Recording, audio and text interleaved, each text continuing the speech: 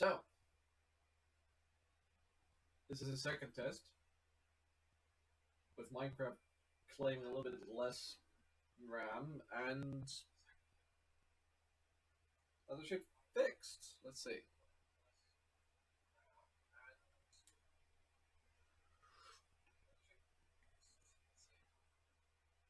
It's better. At least I'm not remixing myself anymore.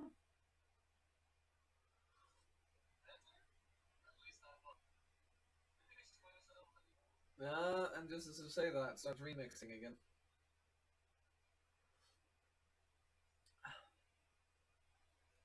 I'm gonna stop watching the stream for now. Actually, I need to keep that up because I need to watch the chat. Never mind.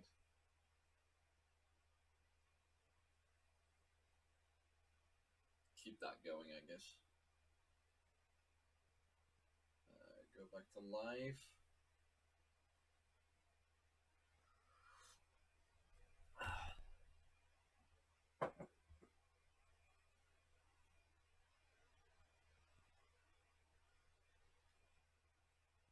I really should not be doing this at 1 a.m.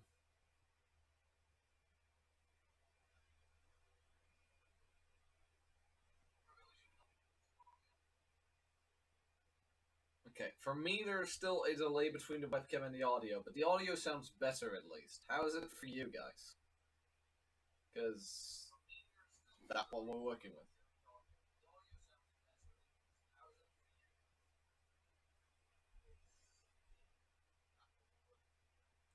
Okay, I'm just gonna mute the audio now so that there isn't a little echo, and I'm just gonna have an eye on the chat until my own chat starts responding. And I'm just gonna fight. I'm just gonna fight for a minute here. Because that was, once again, a headache on fixing that. I made myself a pot of tea. I'd recommend you'd get yourself something to drink as well. And just relax. I was playing music earlier, but I don't want to open Google Chrome anymore with Minecraft and streaming already running. I don't think that's a good idea. So if you would like some music, I'd recommend listening to like the Shire music from the Lord of the Rings Online. That's probably the best music for this stream. I considered also playing it on a separate headset. I don't want to wear a headset right now, and I'm not going to be playing it over speaker because I have housemates that are asleep. I hope. And I hope they don't wake up from this. Although I've screamed at 4 a.m. before and nobody seemed to mind, so you know. Then again, today's Tuesday. Audio's fine. Well, that's good. Since this is mainly a opportunity for you guys to tag along with my research stuff, I'm just gonna start and continue with the Hobbit Lore. And I was gonna stream until 2 a.m., but we'll see how long I can last and how much energy I have. Especially given the difficulties, we'll see if things get better or worse. So I'm just gonna open the world. That will lag for a minute. I'll shut up in that period so you don't have to be worried about that. And then we'll open the book and we're gonna read more about hobbits.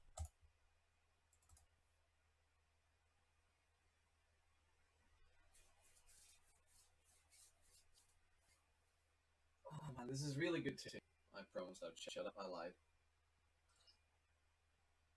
Oh.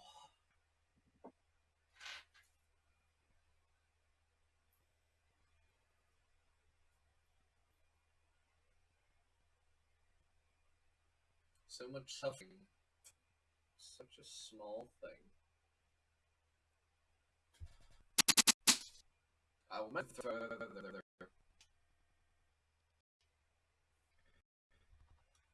Ah, there you go.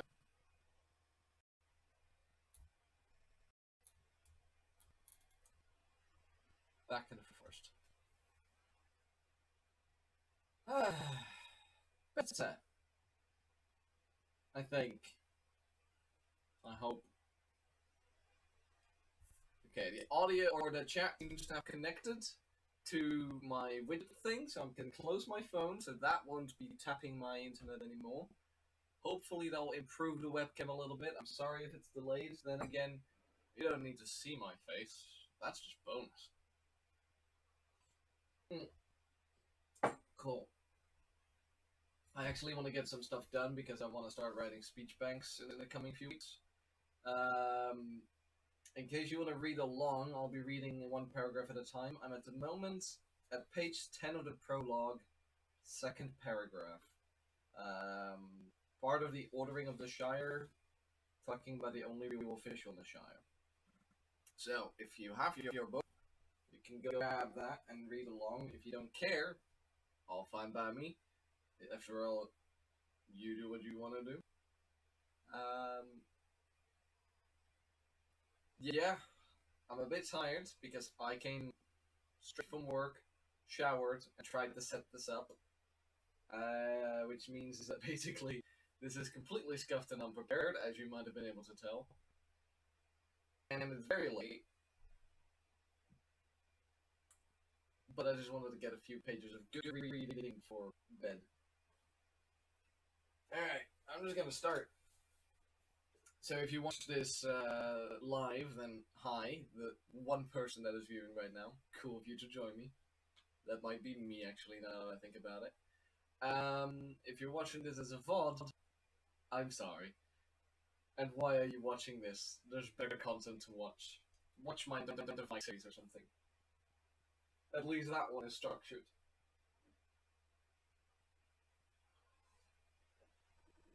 Alright, anyways. So, second paragraph of the 10th page. Talking about Michel Delphing, Mayor.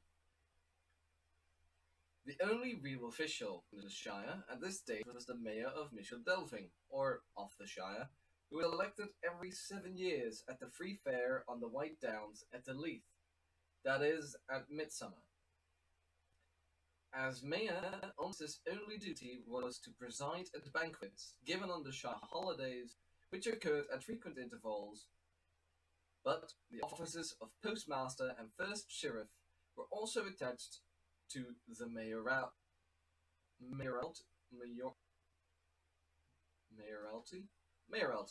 I've never read that word before in my life.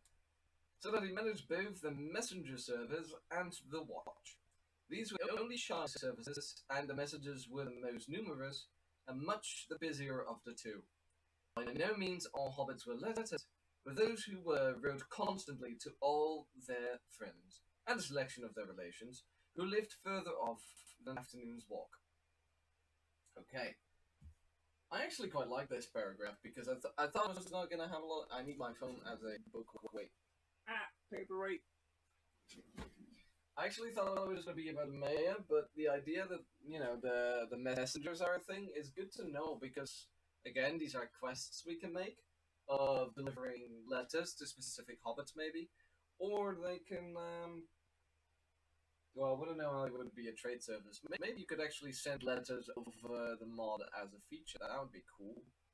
That'd be really cool, actually. Because we have the book system, but what if there was actual, like, NPCs that acted as mail posts?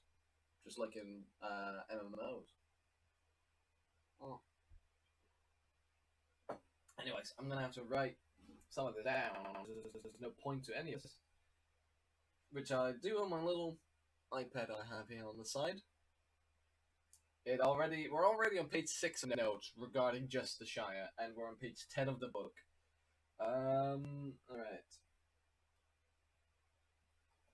The Mayor of the Shire is the only real official left.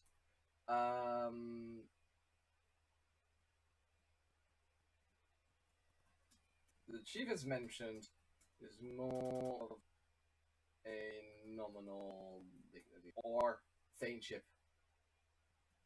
I should address.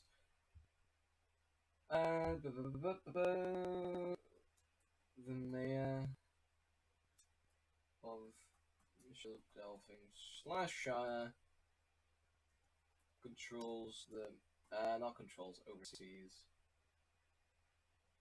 I don't know why the keyboard is sometimes so slow on my tablet.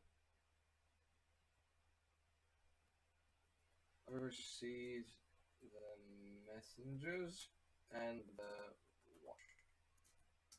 well as any official banquets on Shire holidays.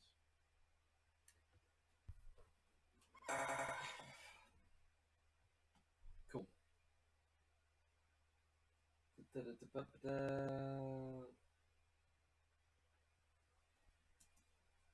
These rules are also called Postmaster and First Sheriff.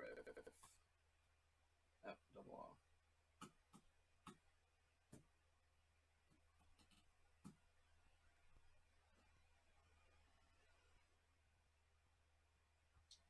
That's fine. I think that's all we can take from these notes. Well, hobbits like sending letters to friends and relatives that live further away. Cool. It's like taking high school notes all over again in a way, but at least this time I'm interested in the topic. I'm just gonna keep going now because one, there's no conversation happening in chat because it's the dumbest hour possible because all Americans are eating and all Europeans are asleep. So I'm just gonna keep going and get as much done as I can, and then will we be able to finish the prologue? Maybe. That's like 6 pages. That is a lot. See how far we can get. The sheriff was the name that the hobbits gave to their police, or the nearest equivalent that they possessed. They had, of course, no uniforms, such things being quite unknown, only a feather in their caps, and they were in practice rather haywards than policemen. More concerned with the strayings of beasts than of people. There were in all the Shire only 12 of them, 3 in each farthing, for inside work. A rather larger body, varying at needs, was employed to beat the bounds, and to see that outsiders of any kind, great or small, did not make themselves a nuisance. I kind of skimmed over, passed over a lot of that without actually taking in what it was saying. The feather cap thing is very familiar to us. The straying of beasts, again, could be a fun quest to ride for. Or I really like this tea right, but I also had a lot of cheese, and it was old cheese, so it's my throat is salty at the moment. So, the water is quite nice. Okay. There are only 12 of them. 3 in each farthing. 3 shareds for inside work. So that is like, oh, that is actual, like, regarding Hobbit fairs, but outside of affairs, bounders are bound. Fair enough.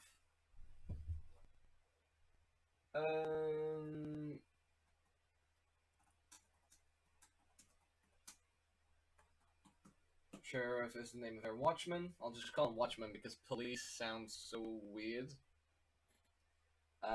And this is again Tolkien referring to the modern day of how we compare this because the prologue is meant to be like, oh yeah, these old people or hidden little folk, and then in comparison to how we know the world, which is of course not relevant in the Lord of the Rings model.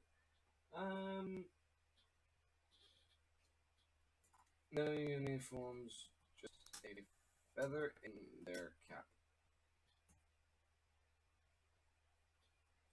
Only 12 exist with each farthing for inner affairs inside work, and the rest are all.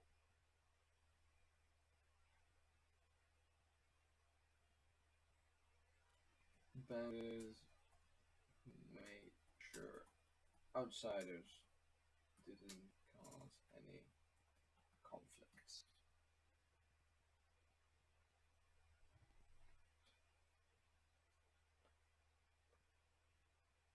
Yeah, fair enough. I can also add, of course, that we're usually more involved with wild beasts or escaped animals. Because that's important for the quests later. And then we already are at like the last paragraph of the Borders of the Shire, page 10. Let's see.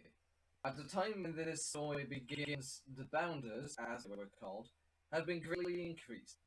There were many reports and complaints of strange persons and creatures prowling about the borders, or over them. The first sign that all was not quite as it should be. Hold up, mosquito. I didn't think I'd get it. No one had been except in tales and legends of long ago. Few heeded the sign, and not even Bilbo yet had any notion of what it portended. Years had passed since he set out on his memorable journey, and he was old even for hobbits, who reached 100 as often as not, but evidently still remained of the considerable wealth that he had brought back. How much so he revealed to no one, not even to Frodo, his favourite nephew, and he still kept the ring that he had found. Okay, so that kind of is a, hey, remember the Hobbit? I wrote a bigger book this time around, and Bilbo exists in this world and stuff like that. It's purely stories, really. But at least it's not as forced and efforts like a lot of media do. Ow, that's hot. The handle was about to kill. I'm gonna pour myself a new cup of tea. I'm gonna take them now so that we can remember this, which is not a lot, I'll admit. Because, again, it's a reference. And we already know this stuff. At least we know that the borders indeed increasing.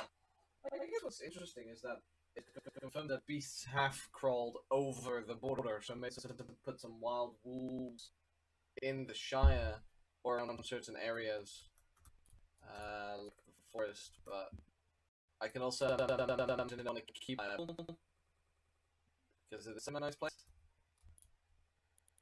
And I've always liked the idea that the Shire is the one place where you're basically in peaceful mode.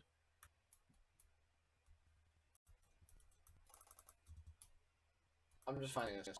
Let's just look at. We'll do this for a second. There we go. Is audio and stuff still fine, by the way, guys? Because I can't check.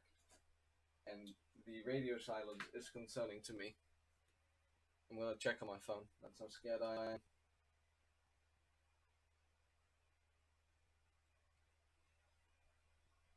Yeah, okay. No, just no. Yes, that's fine.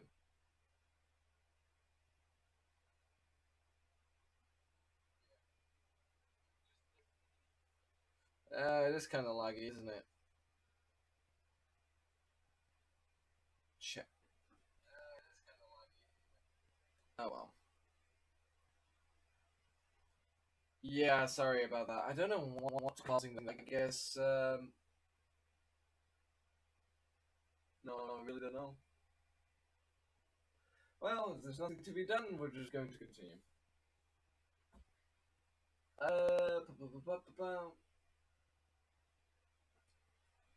The number of battles has increased significantly lately due to an increase of strangers and outsiders around the borders. Some even crossing.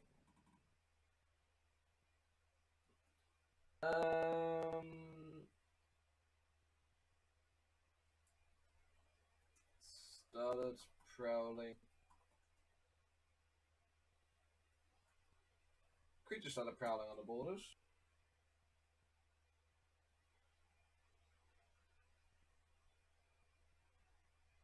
Yeah, I'm gonna ignore the whole Bilbo part. I don't think I can take any note of that because it's way too specific to the actual story. And that is not the world.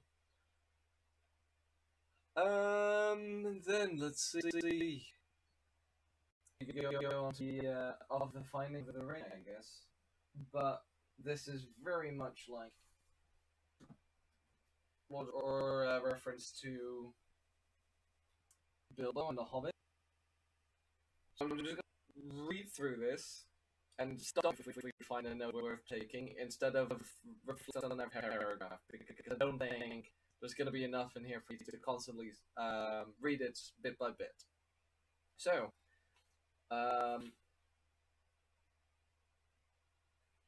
yeah, this just looks like a summary of The Hobbit, because I can see like the riddles. Well, we'll see. I'm not going to do this in the nice narration voice, I'm just going to do this in the speed reading voice. Apologize, but I don't think it's worth spending our time on this. As is told in The Hobbits, there came one day to Bilbo's door the great wizard Gandalf the Grey and 13 dwarves with him. Now they dig the folk shield and the kings and his 12 companions in exile. What was that? I saw that on my screen, I don't know what it was. Oh well.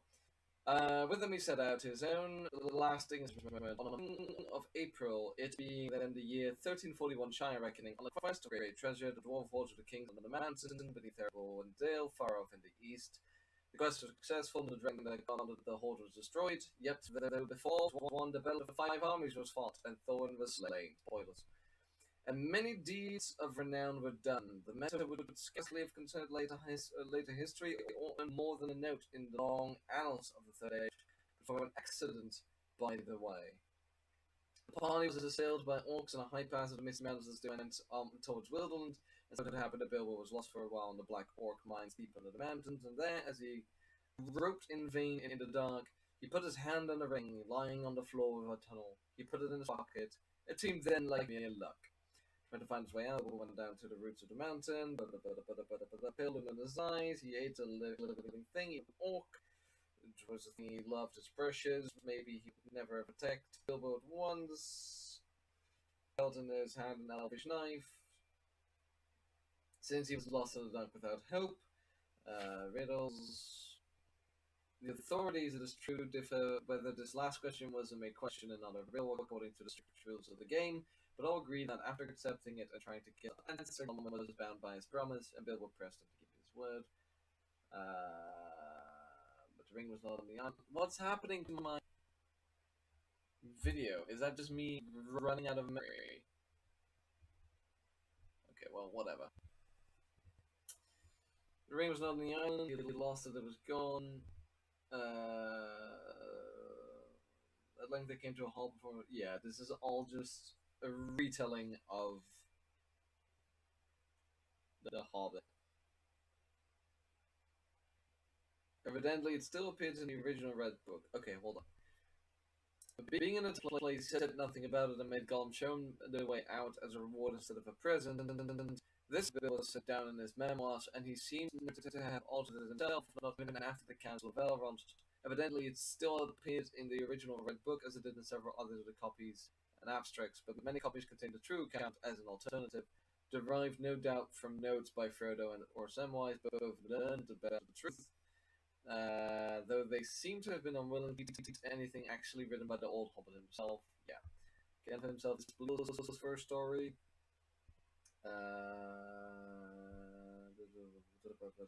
Birthday Bilbo's later just a little more need to be said here. With the help of the ring, he escaped from the Orgons. His sword sting, Bilbo hung over his fireplace.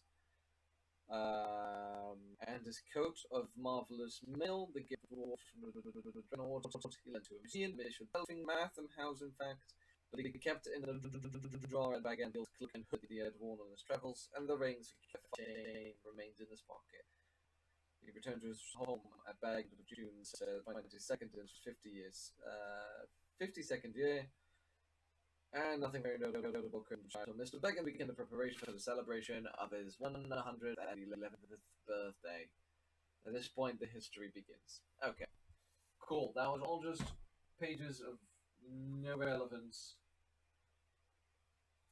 Ignore all of that. We don't need it.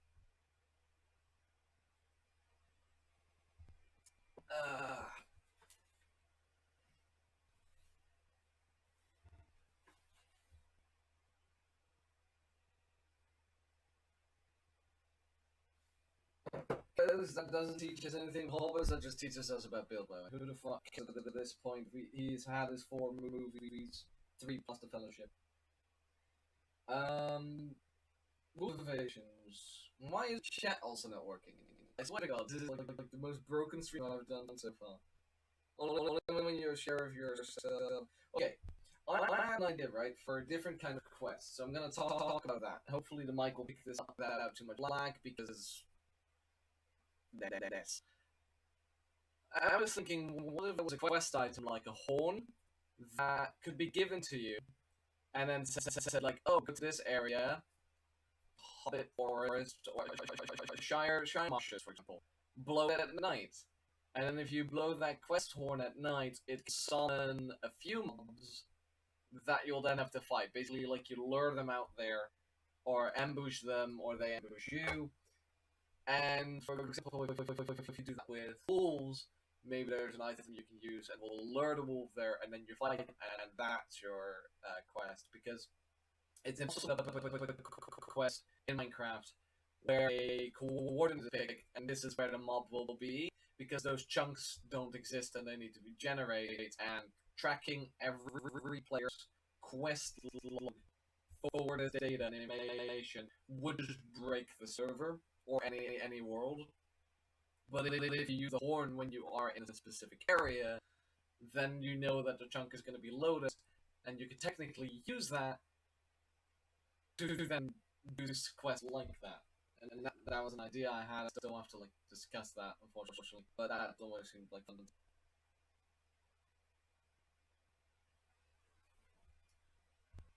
Because in a way, I like the mini quests that we have in Legacy, but I would like to improve or add to it a little bit. And I thought like location kill quests or specific NPC quests could be interesting and mess around with. Although these fit within the system that you have, of course. And since we already have invasion horns, and we have horns of command, I imagine it would be possible to have basically the horns of conquest or the horns of invasion spawning, whatever you want to call them. If you edit that in a way where variables can be set on what will spawn, instead of always the invasion, then we can make quests with that, because we can control what kind of ice given with the data and entity details that you need. But it is, of course, an idea. This hasn't approved this yet. I still have to run it by him. I just thought this would be something fun to like include. Also, I'm gonna just put my phone up into my tankard because the chat is not loading, as you can see on the stream. So I'm just gonna use my phone to the chat. Luckily, I didn't miss too much. Cool. Note on the Shire records. I don't have any clue if this is going to be important or not, but it's only 2 pages, so once again, I'm going to fast read through this, and I'll stop as soon as we have a note to take, and otherwise, we are done with the prologue, and that means we can go to the actual book. Alright. At the end of the Third Age, the part played by the hobbits and the great events that led the inclusion of the Shire in the reunited kingdom awakened among the widespread interest in their own history, and many of their tradition up to that mainly were collected and written down. Greater families were also concerned with events in the kingdom at large, many of them the stunned species and legend. So I read about this earlier, before I did this stream, or the previous stream, that there are some people in the Shire that are librarians, or they collect books outside of Shire information. Like, basically, they are the weird study guys that the hobbits view kind of as weird, because they're not collecting Shire books, they're collecting books of elven men. And they're brought back here again as members of these ancient histories and legends of the kingdom. I really want to add these as an NPC or a trader. I think that could be really fun. Maybe you could sell like the lore books we have in Legacy then, so that there's a point to that, and gives the hobbits a bit of a unique kind of trader. But yeah, I want a Shire library or a Shire hobbit cottage with just filled with books. Just talking about the Fourth Age. The largest of these collections were probably at Under Towers, at Great Smile, and at Brandy Hall. This account of the Third Age is drawn mainly from the Red Book of Westmarch. That whole associated history of the War of the Ring was so called because it was long preserved at Undertowers, the home of the Fairbands, Wardens of the Westmarch. See Appendix B. Oh God. In origin, Bill was for diary, which she took to himself, further brought it back to the Shire, together with many loose leaves of notes, and during this is all after, this is 4th Age stuff. The original Red Book has not been preserved, but many copies were made. Yeah, this is all of, like, after the war. But it was written in Gondor. Hold up. The most of it, however, has a different history. It was kept to the Great Miles, but it was written in Gondor, probably at the request of the great grandson of Peregrine. Okay, that is on 4th Age. The Ministry here, grandson of the stupid Faramir. Yeah, this is on 4th Age. We can just skip that. Cool! Gotta love being able to skip that. Oh, that's right. This is the actual Shire area. Well, that's the prologue done. That's the thing that I wanted to get done tonight. And we have 17 minutes left, so...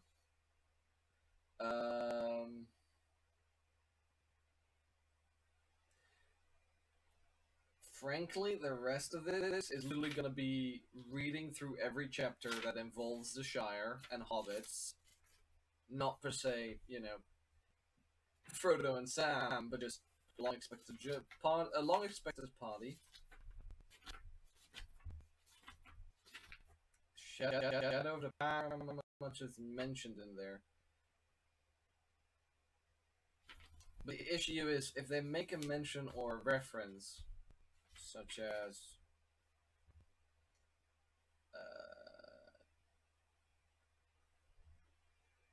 Fairfolk. Let's see, what is this? This is a random page up, page 45. He believed he had once seen an elf in the woods, and still hoped to see more one day. Of all the legends that he had heard in his early years, such fragments of tales and half-remembered stories about the elves, as the hobbits knew, had always moved him most deeply. There are some, even in these parts, as know the fair folk and get news of them, he said. There's Mr. Baggins now, the bookful, told me that day was sailing, and he knows about elves, and old Mr. Bilbo knew more. Many's the talk I had with him when I was a little lad. Oh, they're both correct, said Ted. So yeah, like I can take from that some people will, in the Shire, might refer to the elves as fair folk, and then I can down in the notes, and then when I make speech banks regarding elves, I can say fair folk. And that's just me reading through every single chapter involved with Shire, which is going to be all the way up to like the old fort. Oh god, this is going to be 100 pages. I wanted to start with the Hobbits because that's the starting area of the mod, but I'm starting to get it more and more because Tolkien loved Hobbits and the Shire, and there's so much information about them. So I'm gonna have to read a lot of this, I think. I could, of course, always refer to the wiki, but I'd rather read it from the book because the wiki can abbreviate things, or basically will skip very small and minor details.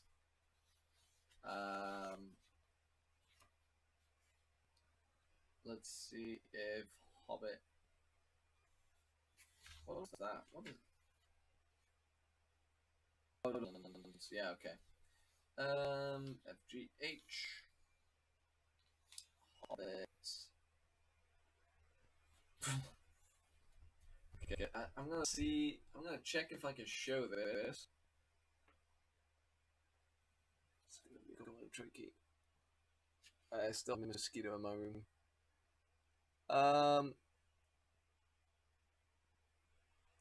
Okay, it won't focus, and I'm on delays. It's really hard to like hone in on where I actually need to be. But Hobbit starts here I have to wait a second until the webcam catches up. Okay, and then ends down here. All of that is references to Hobbit. All of that I'm gonna have to read and write down, and that's just the term Hobbit, because there's gonna be more regarding Hobbit. There's Hobbiton Road, Hobbiton, the Hobbit. Don't know if Halflings is mentioned separately, although it might refer to just see Hobbits, Halflings, Country, see Shire. I'm gonna have to read everything about the Shire. And in terms of the what were they?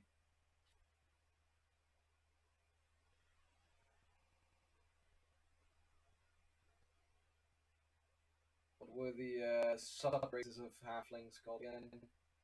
Harfoots, Stores, Fellowhides. I'm gonna have to look up all of them. So there's a lot of research that goes into writing the good speech banks. Love to find groups of elves like Gildor's people in the Shire. Yeah, that's such a nice. That's a really nice chapter, because that kind of sells you on that this world is very much high fantasy, and it gives you a glimpse into culture that is underlying on everything. I also like that after, like a chapter before or after, there's a fox that randomly stumbles upon the hobbits and is like, "That's weird. You normally don't see those sleeping out at night." Fox just moves on, and it's explicitly stated the fox never found out why the hobbits were sleeping outside, and it's just like, why? Why is this included? I love it, but why? I mean, if you like camping, telling stories, singing, and having dinner, you can just organize that. Unless you live in like a really big city, you can always try and just see what's possible. There's plenty of crazy people enough in the world. My eye for sure about it. And it's a great experience. Also, you smell like smoke afterwards.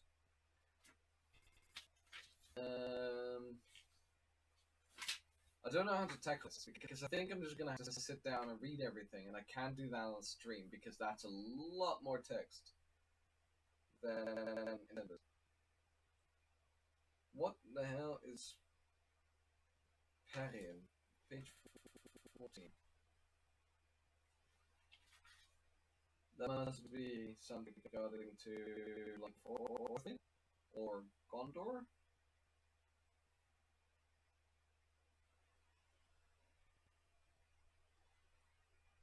Give me 1 second. Okay. There's an exact copy in all details of the Things book in Minas Tirith. That book was a copy made at the request of the King Elisar of the Red Book of Perianeth. It was brought to him by the Thane Peregrine when he retired to Gondor. What the hell is Perianeth? I don't even know that.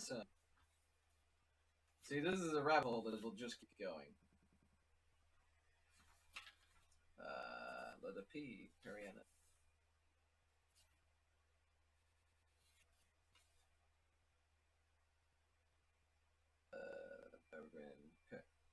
Perian. Hobbits. Okay, so it's related to hobbits. Perianeth. 768.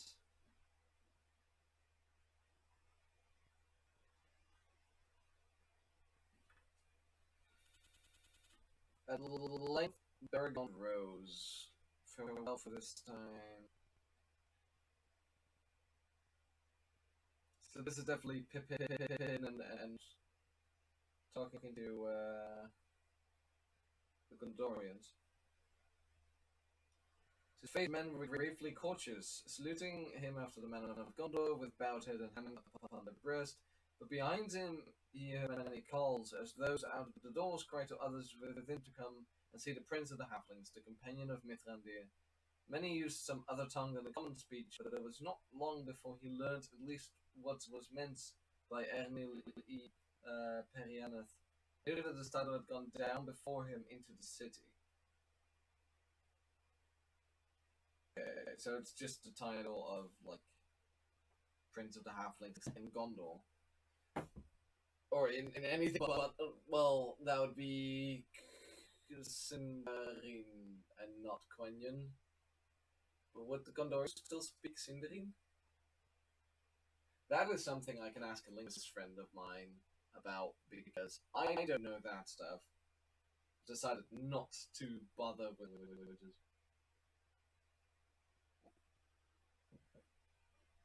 Oh, hold on, I see the mosquito. Gotta kill the mosquito. That's a kill. Okay. Well, we almost have full 6 pages of notes already from just prologue to the book.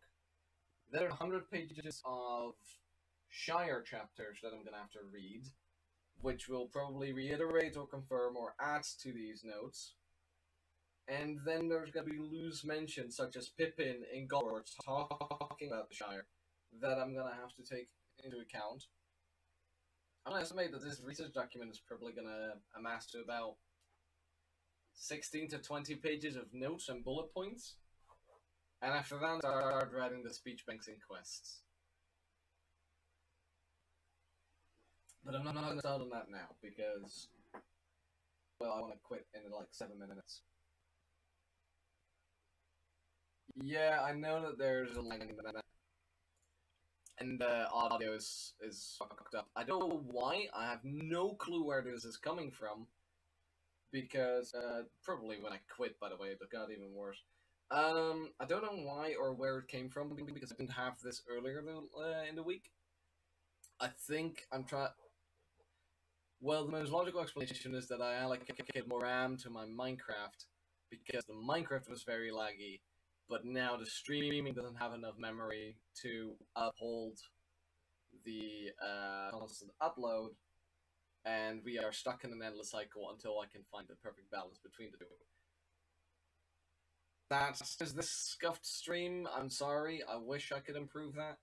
I mean, there's more wrong because the chat doesn't work, and I have to look on my phone. I'm gonna put you guys there so it kind of looks like I'm looking in the same way. And I'm gonna try and fix it for the 3rd stream because the entire point of this is just to have fun. And yeah, if I fuck up, then what are you gonna do about it? Well, I need more tea.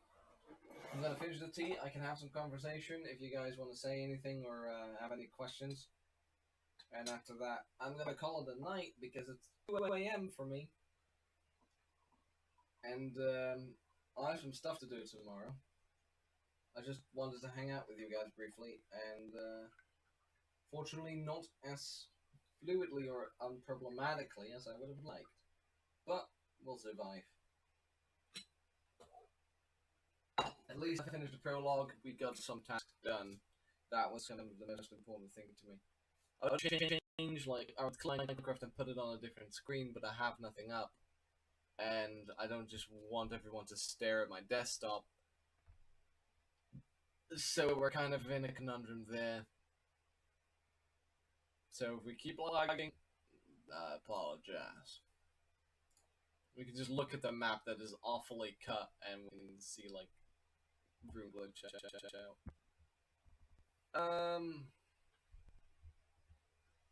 Yeah, no, that's basically all I can do now. I mean, I wish there was something more that, you know, I had a chance to mess with. Professions for me to have something to do in the shot, like being a sheriff and go hunting. The Lord of the Rings mod, even though it definitely is heavy on the RPG, is not an MMORPG. And it is never meant to be an MMORPG. If you add skills and professions to the system of the game, you'll lose the sense of freedom in the way that you think, like, oh, you can do anything you want, you can roleplay it or whatever, and it becomes statistics. And if there's anything that Tolkien is not about, it's statistics. So we kind of don't want to do that because it'll be gamifying the wonder and the story. And then we would much rather have, like, if you want to become a professional baker, then build that. That's part of Minecraft. You create that story. We should not be the ones who decide exactly how and what and when.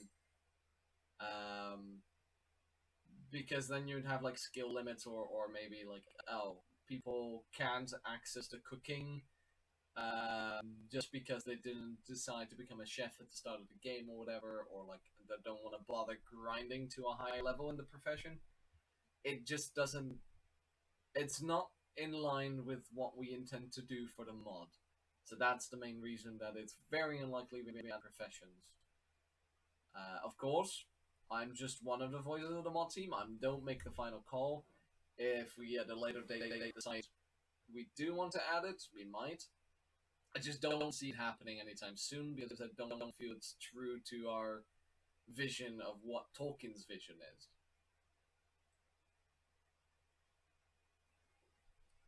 You lack the inspiration what you could do in the big world. Yeah, that's fair. I mean, I have that too sometimes, and you see it with a lot of people on the servers. As far as I can tell, there is that inherent flaw in that. But at the same time, I mean, that's what communities are for. Multiplayer, like single player games, usually can only carry you that far. And with the more complex systems coming into play, and hopefully some better fine tuning and sense of wanderlust, um, we can find ways of keeping you engaged for a bit longer. That is not sandbox. We have to ride a very fine line between sandbox and RPG, and I don't think we want to lean too much into one or the other by accident. But if we had to lean in one of the two, we're still making a mod from Minecraft. If we were making a mod for Mountain Blade, World of Warcraft, um, what else is heavily modded? Civilization, maybe? I don't know. Then we could look into these things, and it would make a lot more sense to add it. But for Minecraft, it just doesn't. And for what I personally think, Lord of the Rings, it doesn't really make sense. The idea is that anyone can do anything if their mind is set to it. Like writing a shit ton of Hobbit speech banks. Hopefully. Someday. If you're looking for extra stuff to do, you can always involve other mods. Especially now that we're going with Renewed into 1.16. Pulling in an extra mod might help just revamp the world for you. Like the, what is it, the Witchery mod? Might be interesting. I mean, Redstone is still accessible. You just have to go to vanilla, the overworld. Because, yeah, we disabled the generation of it in Middle-earth because it doesn't make sense in Middle-earth. But it doesn't mean you can't use it in Middle-earth. And yeah, on top of that, like, there's plenty of technical mods that you could install and build working windmills and stuff like that. I mean, you're not limited. We are. We shouldn't want to try and do everything, because if you want to try and do that, you're gonna suck at everything, or at least nobody's gonna know what to do anymore because there's too much to do.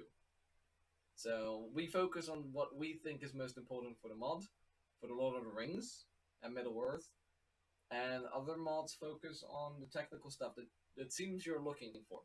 And taking a break isn't that bad. Come back later when the update has gone over and you just get to wander around a bit again. I definitely needed a break at that point. Why is there so many flies in there? I know I have my window open and my light on, but I have lavender. Ah, that's fine. Alright. Well, it is 1:02, so I'm gonna cut it here. More structures such as Fornost, of most well-known locations in movies. We are not gonna add that. For a very simple reason, that is Minecraft. You're supposed to build things.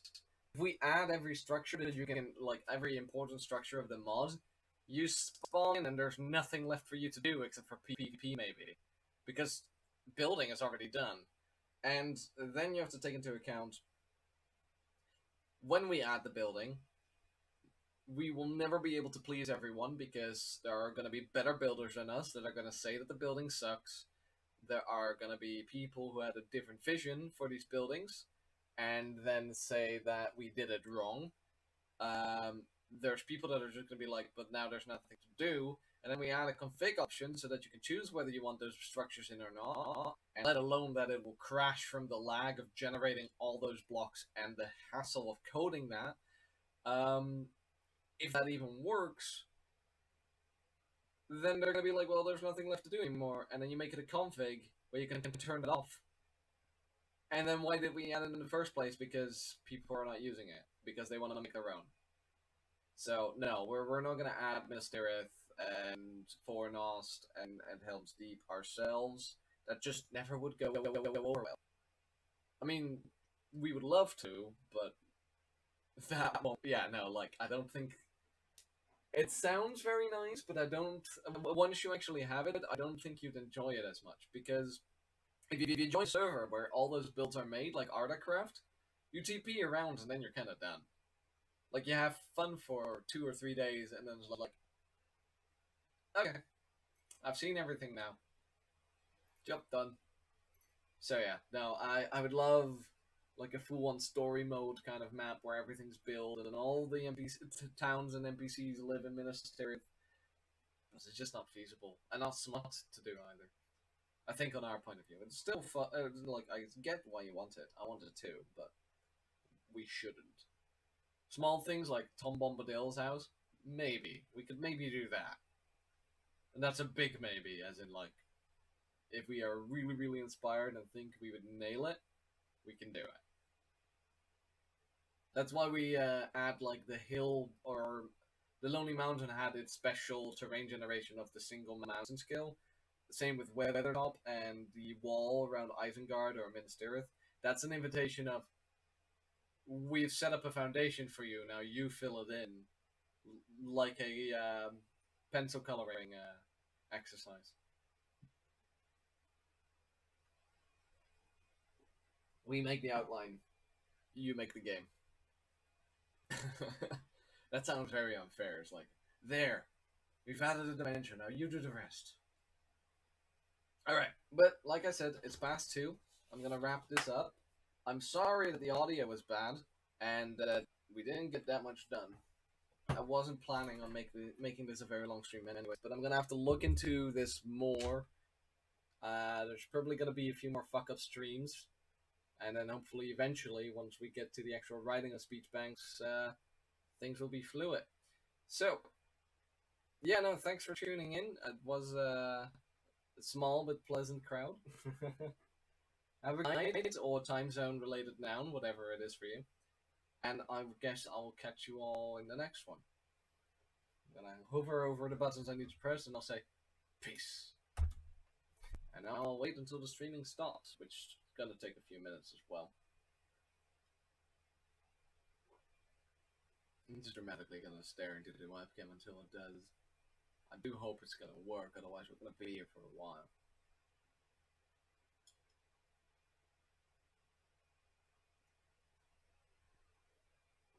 I don't think it's stopping, do you? Let me try again.